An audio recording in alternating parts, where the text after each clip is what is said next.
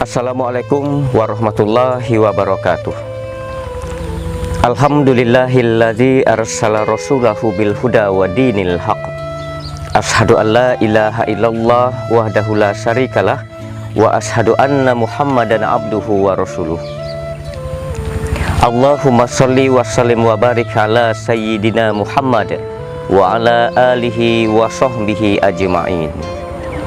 Saudara pendengar yang dimuliakan Allah, tidak bosan-bosannya kita bersyukur kepada Allah atas limpahan rahmat dan karunia-Nya. Sampai saat ini kita masih diberi nikmat dan karunia yang berlimpah oleh Allah Subhanahu wa Ta'ala. Terutama kita masih diberi umur untuk memasuki bulan suci Ramadan pada tahun ini. Mudah-mudahan ibadah Ramadan kita pada tahun ini merupakan ibadah yang terbaik dari tahun-tahun yang telah berlalu. Salawat beriring salam buat junjungan alam Nabi Muhammad sallallahu alaihi wasallam. Allahumma sholli ala sayyidina Muhammad wa ala alihi wa sahbihi ajma'in. Saudara pendengar yang dimuliakan Allah, ada 3 golongan yang menyikapi datangnya bulan suci Ramadan. Golongan yang pertama adalah golongan yang biasa saja. Ketika dikabarkan kepada dirinya bahwa kita akan memasuki bulan suci Ramadan, maka dia berkata, puasa atau tidak, kita begini-begini saja katanya. Golongan yang kedua adalah golongan yang lebih parah lagi, tidak suka dengan datangnya bulan suci Ramadan, karena bagi dirinya bulan puasa itu menghambat seluruh aktivitasnya, menjadi halangan bagi pekerjaannya. Dan golongan yang ketiga, saudara pendengar yang dirahmati oleh Allah, adalah golongan orang-orang yang gembira menyambut datangnya bulan suci Ramadan. Inilah golongan yang dikatakan oleh Rasulullah Shallallahu Alaihi Wasallam dalam sebuah hadisnya, "Man fariha biduhuli Ramadan." Barang siapa yang gembira hatinya menyambut datangnya bulan suci Ramadan, haramallahu jasadahu wa 'alan niron, maka Allah haramkan jasadnya dari disentuh oleh api neraka. Pertanyaannya, saudara pendengar yang dirahmati oleh Allah, kenapa kita gembira menyambut datangnya bulan suci Ramadan? Mari kita perhatikan kembali surah Al-Baqarah ayat 183, ayat tentang puasa. Ya ayyuhalladzina amanu kutiba alaikumusiyam kama kutiba alal ladzina min qablikum la'allakum tattaqun. Kita perhatikan ayat ini, saudara-saudara pendengar yang dimuliakan oleh Allah. Ya itu adalah dalam bahasa Arab kata panggilan yang fleksibel. Dia bisa memanggil orang yang dekat, bisa memanggil orang yang menengah, dan bisa memanggil orang yang jauh. Kemudian yang hebatnya Allah sandingkan dengan kata alladzina, yang di dalam Al-Quran Allah ulang kata-kata itu sebanyak 1880 kali.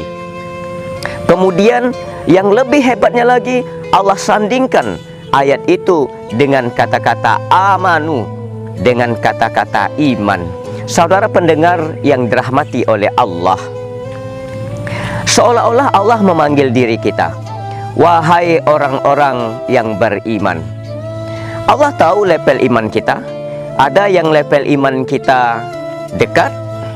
Orang yang level imannya dekat, sebelum dipanggil sholat, dia sudah siap-siap untuk sholat.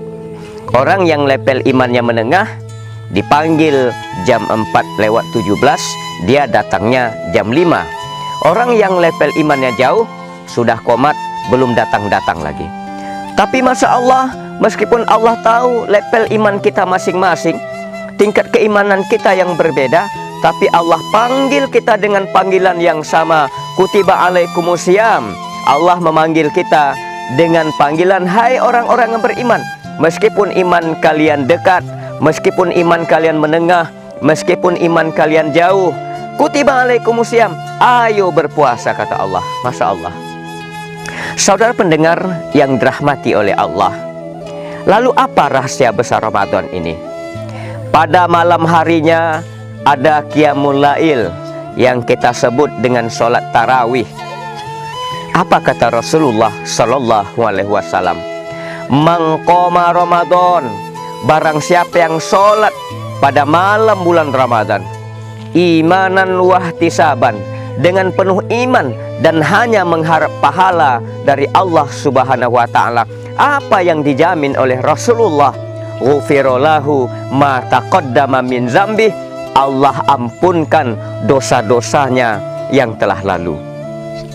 Saudara pendengar yang dirahmati oleh Allah Subhanahu wa taala, pada malam harinya ada namanya waktu sahar. Waktu sahar ini adalah waktu singkat menjelang 20 sampai 30 menit menjelang masuk waktu fajar. Waktu yang memang teramat singkat, tapi pahalanya sangat luar biasa. Rahasia yang diberikan oleh Allah pada waktu sahar ini atau waktu 20 menjelang 30 menit menjelang waktu fajar ini sangat besar. Pada waktu ini apa ibadah maksimal yang dilakukan oleh Rasulullah Shallallahu Alaihi Wasallam? Yang pertama adalah tasahur. Nabi makan sahur pada waktu 20 sampai 30 menit menjelang waktu fajar ini. Nah, inilah yang dinamakan makan sahur. Saudara pendengar yang dirahmati oleh Allah Subhanahu wa taala, jadi kalau kita jam 1, jam 2 makan sahur, itu belum namanya makan sahur karena belum masuk waktu sahar. Inilah waktu yang dituntun oleh Rasulullah SAW untuk makan sahur. Kemudian yang kedua, saudara pendengar yang dirahmati oleh Allah Subhanahu wa taala, pada waktu sahar ini atau 20 sampai 30 menit menjelang waktu fajar ini, apalagi ibadah maksimal yang dilakukan oleh Rasulullah, yaitu Nabi Muhammad SAW memperbanyak istighfar. Saudara pendengar yang dirahmati oleh Allah Subhanahu wa taala, jadi pada malam harinya ada pengampunan dosa dari Allah Subhanahu wa taala. Itu rahasia besar yang pertama.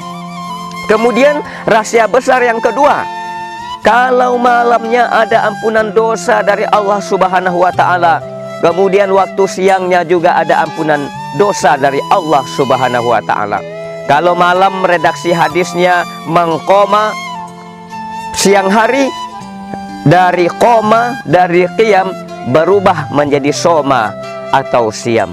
Man soma Ramadan, barang siapa yang berpuasa Ramadan imanan, dengan penuh keimanan, wahtisaban, dengan hanya mengharap pahala dari Allah Subhanahu wa taala, Nabi jamin dalam hadisnya, ghufirallahu ma taqaddama min zambih, Allah ampunkan dosa-dosanya yang telah lalu.